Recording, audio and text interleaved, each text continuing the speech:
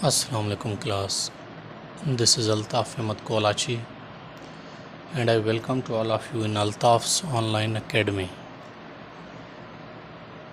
Yesterday we studied present perfect tense and now it's the time to move on past perfect tense.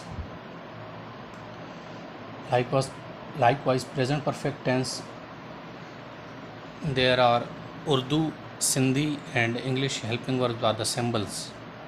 First of all, you will have to study in.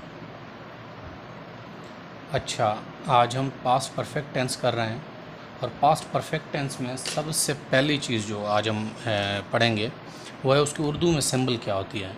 जब आपको sentence Urdu में दिया जाए, और अक्सर और बेशतर ऐसा ही होता है कि आपके एग्ज़ाम्स में आपको उर्दू में सेंटेंस दिया जाता है और आपको कन्वर्ट करना होता है इंग्लिश में। तो जब आपको उर्दू में सेंटेंस दिया जाए तो आप उसमें क्या सिंबल्स देखेंगे कि आप समझ जाएं ये सेंटेंस पास्ट परफेक्ट का है। तो सबसे पहली जो है सिंबल है वो यही है कि उसमें लिखा होगा, कहीं पर भी सेंटेंस में लिखा हो चुका था, चुके थे, चुकी थी। अच्छा, था, थे, थी, ये है पास्ट की निशानी। चुका, चुके, चुकी, ये है परफेक्ट की निशानी। ठीक हो, तो जहाँ पर होता है ना चुका था, चुके थे, चुकी थी, आप समझ जाएं वो सेंटेंस कौन सा है, पास्ट परफेक्ट का है। अच्छा, इसके अलावा एक और भी निशानी है, अगर किसी सेंटेंस के आखिर में वर्ब के साथ लिखा हुआ हो या था। या था का मतलब गया था, आया था, खाया था, पिया था। ठीक है, जहाँ पर ये आ जाए या था, ये थे, ये थी वगैरह वगैरह आ जाए तो आप समझ जाएं ये सेंटेंस भी पास्ट परफेक्ट टेंस का है।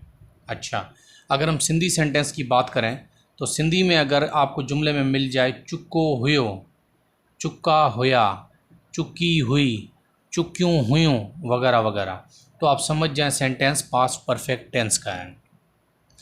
या दूसरी इसकी निशानी ये है कि किसी सेंटेंस के आखिर में लिखा हो यो हो या यो हुयो, वयो हुयो, आयो हुयो, खाधो हुयो, लिख्यो हुयो, पढ़्यो हुयो, जहाँ पर आ जाए यो हुयो, या हुया, ये हुई, जहाँ पर ये चीज़ आ जाए तो you must have to be 100% sure कि this sentence belongs to past perfect tense.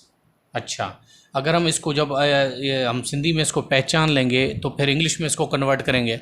The second step is to convert the sentence into English.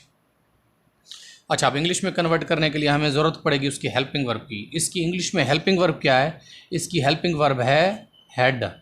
अब ये बात आप अच्छे से समझ जाएं कि जहाँ पर हेल्पिंग वर्ब्स दो हों, जैसे कल हमने प्रेजेंट परफेक्ट में पढ़ा था उसकी ये हैव और हैज़, जहाँ पर दो हों तो फिर हमें पढ़ना पड़ता है किसके साथ हैव लगती है, किसके साथ हैज़ लगती है। जहाँ पर है ही एक तो इसका मतलब है वो किसके साथ लगे, विथ ऑल सब्जेक्ट्स, सब सब्जेक्ट्स के साथ। यानी सब्जेक्ट में भले आए हो, वी हो, यू हो, ही हो, शी हो, इट हो, सिंगुलर या प्लूरल नाउन हो, उसके साथ हम हेल्पिंग वर्ब के तौर पर क्या रखेंगे, हैड, अगर सेंटेंस पास्ट परफेक्ट टेंस का है तो।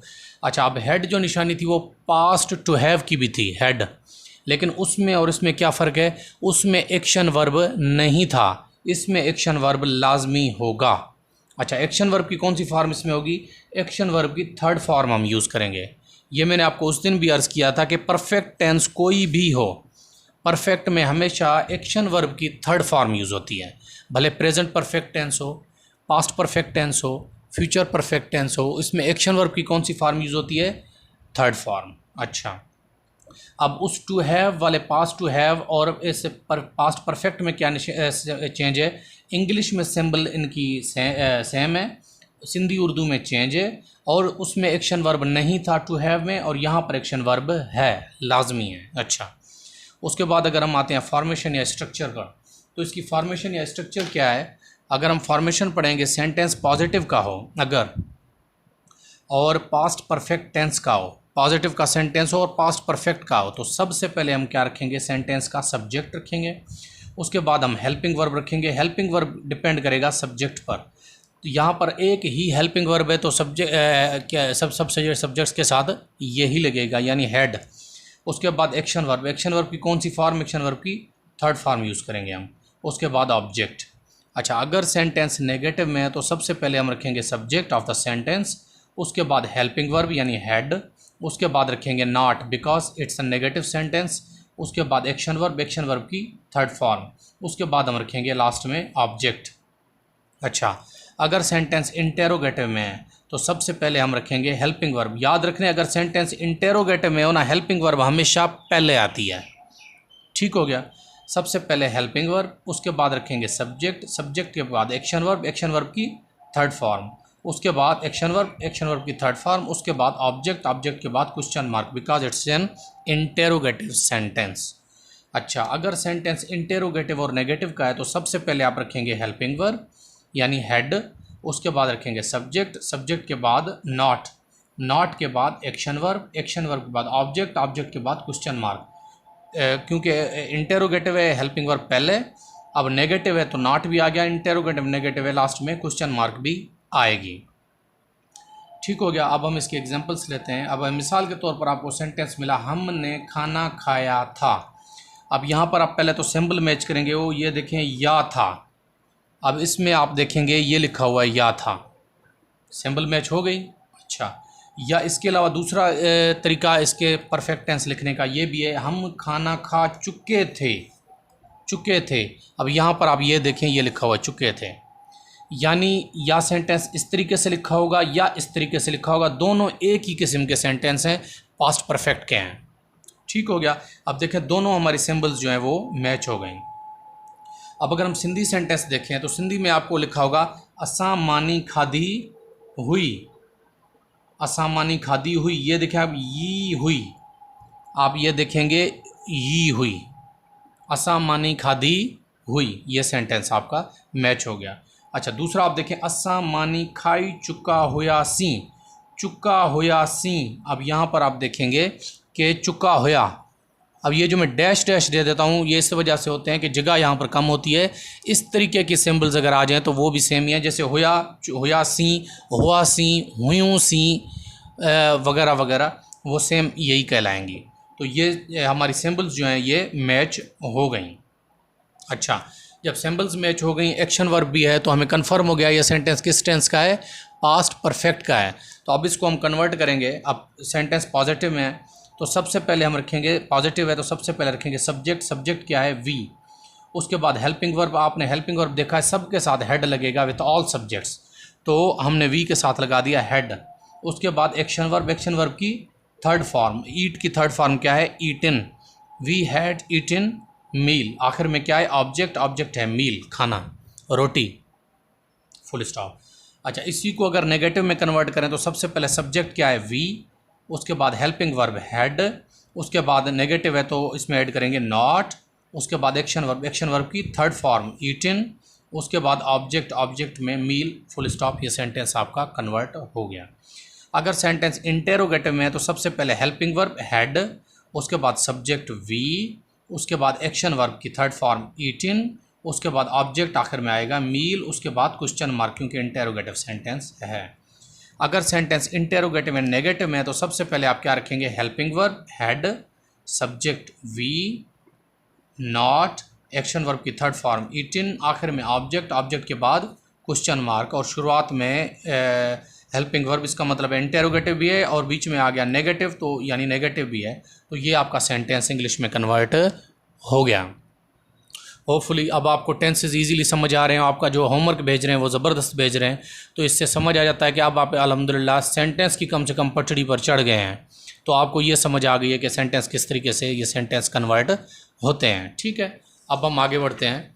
तो ये 5 to 15 स्केल के लिए जो स्पेशली मैं आज लेके आया हूँ, ये हैं नाउन्स फॉलोड बाय प्रीपोजिशंस। वो नाउन्स जो फिक्स्ड प्रीपोजिशन से जो है होते हैं, कन्वर्ट होते हैं और उनके पीछे फिक्स प्रीपोजिशन फॉलो किए जाते हैं। अच्छा, सबसे पहले अच्छा नाउन्स, ये मैं आपको पहले पढ़ा चुका हूँ कि वर्ड, एक ही वर्ड एक सेंटेंस में नाउन के तौर पर यूज़ हो सकता है, तो दूसरे सेंटेंस में वही वर्ड एज वर्ब यूज़ हो सकता है। तो ये जो आज के मैंने वर्ड लिखे हुए हैं ना, ये जब सेंटेंस में एज नाउन परफॉर्म करेंगे तो फिर इनके साथ प्रीपोजिशन ये वाले लगेंगे। ठीक हो गया। अच्छा, आज का पहला वर्ड है शेम। शेम के साथ, शेम जब नाउन के तौर पर यूज़ हो तो इसके साथ लगेगा फॉर। ठीक है ना, I feel shame for my misbehave. ठीक है ना। तो मैं शर्म फील कर रहा हूँ, गिल्टी फील कर रहा हूँ अपने मिसबिहेव की वजह से। अच्छा, ये मैं आपको थोड़ा इधर क्लियर करता चलूँ कि नाउन के तौर पर है तो कैसे ये, और वर्ब के तौर पर है तो कैसे प्रीपोजिशन चेंज हो जाएगा। अच्छा, शेम जैसे नाउन के तौर पर यूज़ होगा तो शेम के पीछे लगेगा फॉर। अगर यही शेम एज जो है वर्ब यूज़ हो तो फिर होगा शेम ऑन। आपने अक्सर सुना होगा, हम सेंटेंस कहते हैं शेम ऑन यू, यानी अपने ऊपर शर्म करो।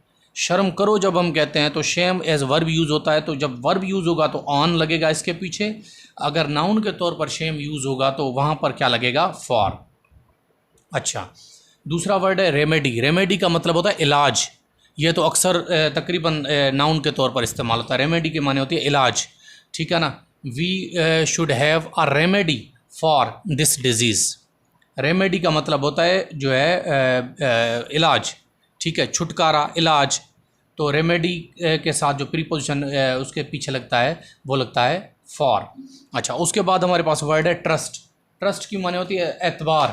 कहते हैं ना, you must have to trust in your luck, you have to trust in your god, you have to trust in your religion, you have to trust in your confidence, you have to trust in your hard working. तो trust के साथ हमेशा जो trust के साथ preposition लगता है वो कौन सा लगता है, इन। अच्छा, उसके बाद वर्ड है रेस्पेक्ट, ठीक है ना। Respect, I have respect for you. Respect का मतलब होता है इज्जत। जब रेस्पेक्ट एज नाउन इस्तेमाल हो तो वहाँ पर होता है रेस्पेक्ट के साथ प्रीपोजिशन इस्तेमाल होता है फॉर। अच्छा, उसके बाद वर्ड होता है request. I have a request for you. Request माने होते हैं अर्ज करना। अर्ज करना एज वर्ब है, यहाँ पर क्या रिक्वेस्ट एज नाउन इस्तेमाल होता है, यानी सिर्फ अर्जी, जिसको हम कहते हैं ये मेरी अर्जी है, अर्ज है मेरा। तो रिक्वेस्ट के साथ प्रीपोजिशन इस्तेमाल होता है for. I have a request for you, he had a request for me, etcetera. उसके बाद वर्ड है रिकवरी। रिकवरी का मतलब है छुटकारा, बेहतरी। कहते हैं ना, अल्लाह करे तुम जल्द रिकवर कर जाओ, ठीक है ना। There is an nice recovery of recovery from this illness, ठीक है ना। रिकवरी के साथ जो प्रीपोजिशन इस्तेमाल होता है वो कौन सा होता है, from. Recovery from illness, recovery from disease, etcetera. अच्छा, उसके बाद हमारे पास वर्ड है सिंपैथी। सिंपैथी का मतलब होता है हमदर्दी। आई have a great sympathy with you, मुझे तुम्हारे साथ बहुत हमदर्दी है। तो सिंपैथी के साथ विथ भी लगता है, सिंपैथी के साथ फॉर भी लगता है। सिंपैथी विथ यू या सिंपैथी फॉर यू एक ही बात है। सिंपैथी के साथ विथ भी लग सकता है, फॉर भी लग सकता है। अब एक बात आप समझ जाएं, खामखा खुद को कंफ्यूज ना किया करें, कॉमन सेंस है। सिंपैथी के साथ विथ भी लग सकता है और फॉर भी। तो ये आप ना सोचें कि आई बी आपको दोनों देगा। अच्छा, आई बी अगर आपको सिंपैथी दे सकता है ना तो उसके साथ ब्लैंक देगा कि आप प्रीपोजिशन रखें। तो आई बी आपको देगा, ऑप्शन ए में देगा विथ, बी में अगर दे रहा है फॉर तो सी में देगा ए एंड बी बोथ। तो आप सी को टिक करेंगे क्योंकि सिंपैथी के साथ विथ भी लग सकता है, सिंपैथी के साथ फॉर भी लग सकता है। अच्छा, लेकिन अगर आई बी आपको एक दे रहा है तो आपको एक ही देगा, यानी या विथ देगा, फॉर नहीं देगा। फॉर देगा तो विथ ऑप्शन में देगा ही नहीं। अगर देगा तो उसमें एक और ऑप्शन होगा कि बोथ, जहाँ पर बोथ होगा, विथ और फॉर होंगे और सिंपैथी वर्ड एज नाउन इस्तेमाल किया होगा तो you will have to tick both of them. ठीक हो गया। अच्छा, उसके बाद वर्ड है यूज़। यूज़ का मतलब है इस्तेमाल, ठीक है। You must have to be well aware of the use of this appliance. तुम्हें इस चीज़ के इस्तेमाल का तरीका पता होना चाहिए। यूज़ के साथ इस्तेमाल प्रीपोजिशन होता है ऑफ। यूज़ माने इस्तेमाल। अब जहाँ पर यूज़ यानी हो इस्तेमाल करना वर्ब हो, वहाँ पर और चीज़ है। जहाँ पर नाउन हो तो वहाँ पर होता है यूज़ ऑफ। अच्छा, उसके बाद हमारे पास वर्ड है रिलीफ। रिलीफ की माना भी है आज़ादी, छुटकारा, ठीक है ना। He is relief, he has been relieved from, या he is on relief from the duty. Relief के साथ आज़ादी, छुटकारा, relief from. He has got relief from this disease, उसने इस बीमारी से छुटकारा पा लिया। रिलीफ के साथ प्रीपोजिशन ऐड होता है फ्रॉम। उसके बाद हमारे पास वर्ड है रेफरेंस। रेफरेंस माने हवाला, ठीक है ना। Reference to you, I referenced, I have a reference it to you, ठीक है ना। Reference to that book, reference के साथ, रेफरेंस माने हवाला, रेफरेंस के साथ प्रीपोजिशन लगता है टू। अच्छा, उसके बाद वर्ड है हमारे पास सर्च। सर्च की माने है तलाश। सर्च, तलाश करना, वर्ब के तौर पर भी यूज़ होता है, नाउन के तौर पर भी यूज़ होता है। सर्च के साथ फॉर लगता है, ठीक है ना। Police is searching for this man, अच्छा, वर्ब हो सर्च तब भी फॉर ही लगेगा, नाउन हो तब भी सर्च के साथ फॉर ही लगेगा, सर्च फॉर, ठीक है ना। They had a great search for it, ठीक है, तलाश या तलाश करना, इसके साथ क्या लगता है, फॉर। उसके बाद हमारे पास वर्ड है टेस्ट, टेस्ट माने जायका, ठीक है। He has a good taste for it, उसका इसमें एक बेहतरीन टेस्ट है, यानी वो ये चीज़ अच्छे से भांप लेता है, टेस्ट कर लेता है। टेस्ट के साथ जो प्रीपोजिशन ऐड होता है वो होता है फॉर। उसके बाद हमारे पास वर्ड है 13 विक्टिम। विक्टिम की माने होती है जिसको कहें मुतासिर, या विक्टिम की माने होती है जैसे कहते हैं ना he is the victim of it, ठीक है ना। विक्टिम की माने होती है मुतासिर, या इसका एक और वर्ड भी है वो मेरे इस वक्त जहन में नहीं आ रहा को, उसको कहा जाता है विक्टिम, ठीक है ना। तो विक्टिम के साथ हमेशा जो प्रीपोजिशन ऐड होता है वो लगता है विक्टिम ऑफ, ठीक है। मुतासिर है वो, इस चीज़ से मुतासिर है। अच्छा, उसके बाद हमारे पास वर्ड है रेपूटेशन।